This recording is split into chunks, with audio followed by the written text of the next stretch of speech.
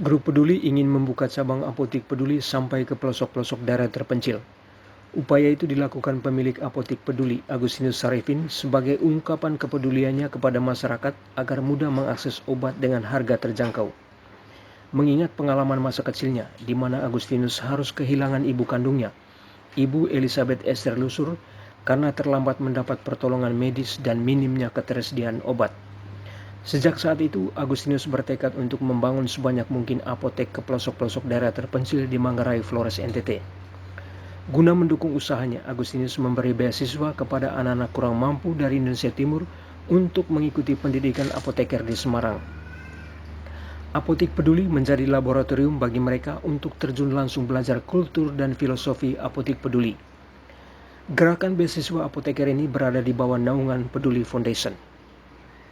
Beberapa hal yang melatar belakangi kami membangun apotek itu sebetulnya pengalaman masa lalu.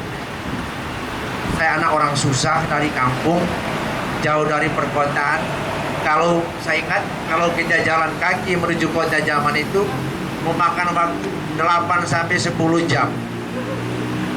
Bayangkan jika ada yang sakit zaman itu, untuk mendapatkan obat sangat susah.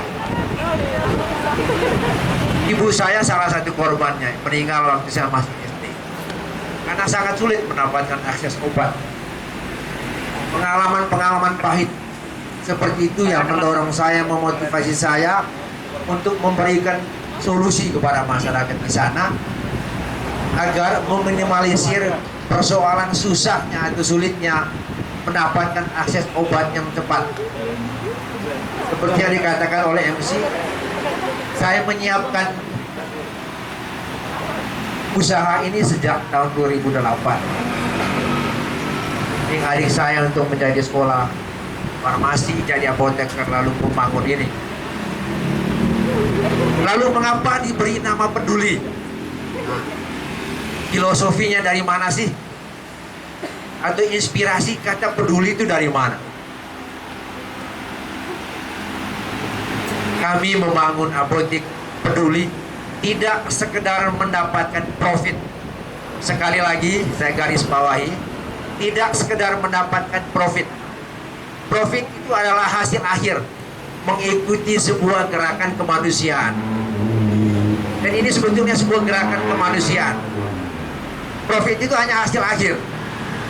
Tetapi membangun apotek, membuka apotek yang terutama pada hari kita buka bersama di Semarang, ini sebuah kegiatan kemanusiaan.